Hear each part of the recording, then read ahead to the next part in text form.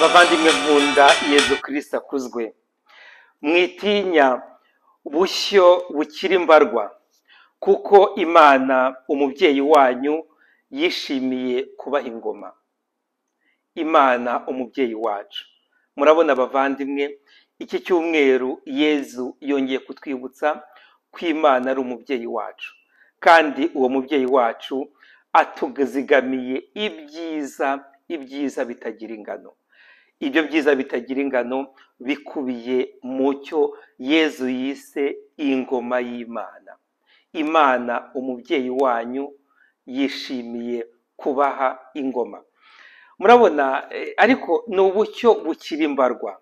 Murabona Yezu hari mu ntangiriro, Yezu arimo arakoranya abigishwa be, kiliziya ye iragenda ivuka buke buke, ariko no muri icyo gihe cya Yezu n'uyu munsi ubucyo buracyari mbarwa. Kubera iki? Kubera ko n'ubwo bwose tubona za kiliziya zuzura, ntabwo bose ari kiliziya mu by'ukuri, kuko kiliziya ikomeza ari ubushyo ikomeza kuba ubushyo bukiri mbarwa. Kubera iki rero?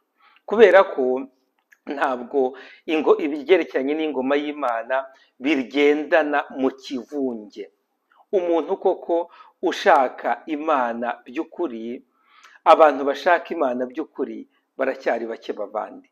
Icyo twakora ni uko muri iki cyumweru twakora ibishoboka byose kugira ngo buri wese muri twe abarirwe muri bwa bushyo bukiri mbarwa, bwa bushyo butashatse kugenda ngo buba bufatanyabyaha n'ikibi cy'iyi si.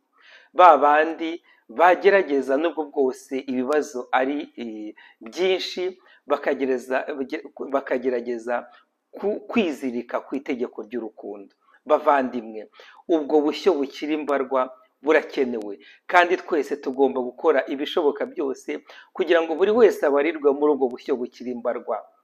Ntitugendere mu kivunge, ahubwo twemere nk'uko Yezu arimo abidusaba uyu munsi, tube bwa bushyo bukiri mbarwa Imana Data igabira ingoma yayo.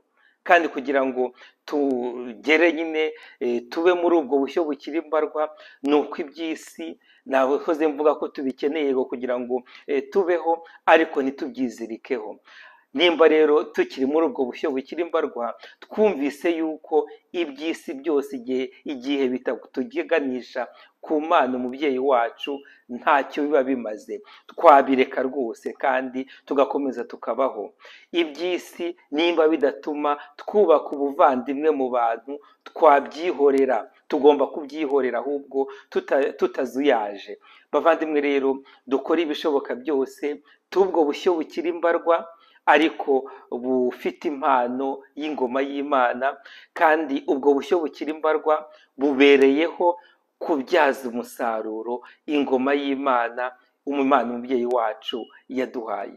Bavandimwe rero, buri wese akora ibishoboka byose rwose abe mu mubare w'ubwo bushyo bukiri mbarwa, hanyuma twese tunezezwe no kugira umubyeyi umwe, Imana Data, bityo twubake ubuvandimwe mu izina ry'uwo mubyeyi, hanyuma dukomeze twakire iyo ngoma ye atugabira twishimye, kandi koko duhimbaza Imana, kubera ko nicyo tugamije, nibwo butumwa dufite. Maze rero nk'uko bisanzwe, mugende murebe ivanjiri uyu munsi, nuko yanditswe na Luka, ku mutwe wa 12 ni kuva ku murongo wa 32 kugeza ku wa 48. Tuyihuriremo ituryohere, ariko twibuke yuko turi ubushyo bukiri mbarwa, ariko niduha agaciro urukundo rw'Imana, tugaha agaciro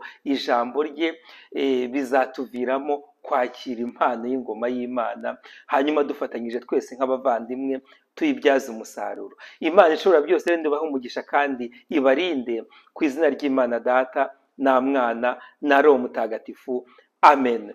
Icyumweru cyiza, kandi twese koko tunezwe n'Imana umubyeyi wacu, bityo iby'isi tubikoreshe ariko tubikoreshe nyine tubasha guhura n'Imana yacu, umubyeyi wacu, no kwakira ingoma yayo.